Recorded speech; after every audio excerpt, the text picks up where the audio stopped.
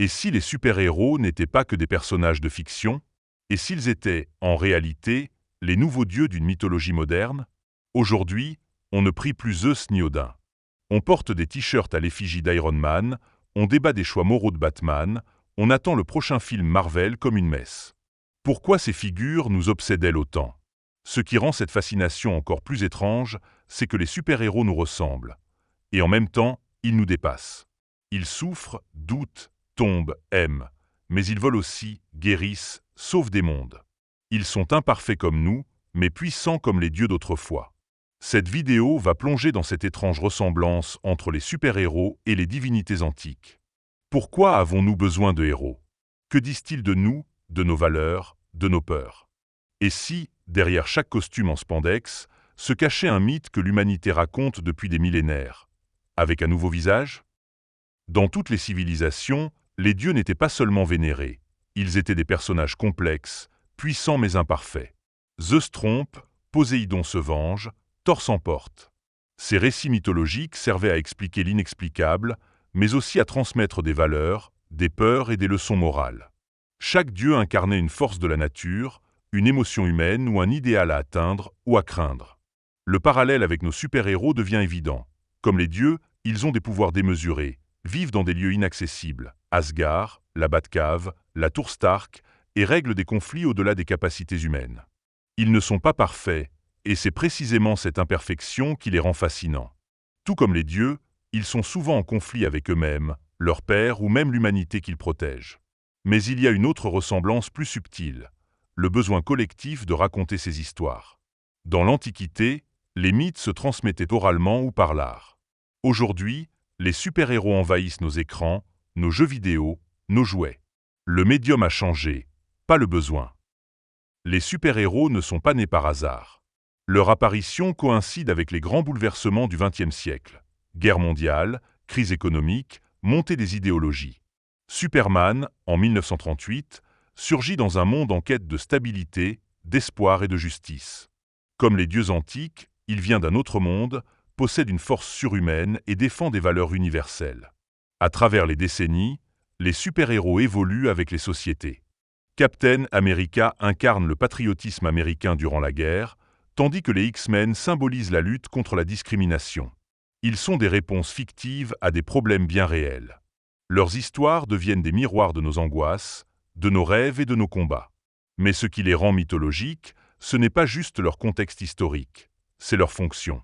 Ils donnent un sens aux conflits moraux, incarnent des archétypes éternels, le justicier, le martyr, le sauveur, le rebelle. Exactement comme les héros des mythes anciens, ils offrent des récits dans lesquels chacun peut projeter ses dilemmes intérieurs, ses espoirs ou ses colères. Ce qui distingue un véritable héros d'un simple personnage puissant, c'est le dilemme moral. Dans la mythologie, Hercule doit accomplir ses 12 travaux pour racheter un crime atroce. Dans les comics, Spider-Man porte le poids de la fameuse leçon « Un grand pouvoir implique de grandes responsabilités ». Ce n'est pas la force brute qui fait le héros, mais sa manière de l'utiliser. Les super-héros ne sont pas seulement là pour sauver le monde, ils interrogent aussi nos choix éthiques. Iron Man est rongé par ses erreurs passées. Batman refuse de tuer, même face à l'extrême violence. Ces conflits internes nous parlent, car ils reflètent les dilemmes que nous vivons à notre échelle. Jusqu'où irait-on pour protéger ceux qu'on aime? Quelle ligne morale ne faut-il jamais franchir? Ces personnages, comme les dieux, ne donnent pas de réponse simple. Ils nous forcent à réfléchir. En ce sens, ils remplissent la même fonction que les mythes anciens. Ils servent de cadre pour penser notre propre humanité dans un monde complexe, parfois injuste, souvent contradictoire. Les dieux antiques avaient des temples, des rituels, des offrandes. Nos super-héros ont des conventions, des cosplayers, des produits dérivés. La comparaison peut sembler triviale, mais elle est révélatrice. Ces personnages sont devenus des objets de culte. On ne se contente plus de les regarder, on veut les incarner, les collectionner, les afficher sur nos murs. Le merchandising ne fait pas qu'alimenter un marché, il transforme le héros en icône culturelle. Un enfant avec un pyjama Spider-Man ne fait pas qu'aimer un personnage. Il s'identifie à une idée, une valeur, un idéal. Le héros devient un totem, un repère moral, une source de force intime. Les conventions comme Comic-Con sont les temples modernes de cette ferveur. Les fans s'y rendent pour partager leur passion, rencontrer leurs idoles, mais aussi pour faire partie d'une communauté. Ce besoin d'appartenance est ancien. Les mythes unissaient les peuples, comme les super-héros rassemblent aujourd'hui des millions de fans à travers le monde. Ce culte, même commercialisé, révèle notre besoin profond de croire, d'admirer, de rêver ensemble. Les super-héros ne sont peut-être pas des dieux au sens religieux, mais ils remplissent une fonction symbolique très proche. Ils incarnent nos espoirs, nos peurs, nos dilemmes et nos aspirations. Dans un monde de plus en plus incertain, ils offrent des récits où le bien, même imparfait, lutte toujours pour triompher. Ce besoin de héros est universel et intemporel. Il traverse les âges, change de forme, mais reste fondamental.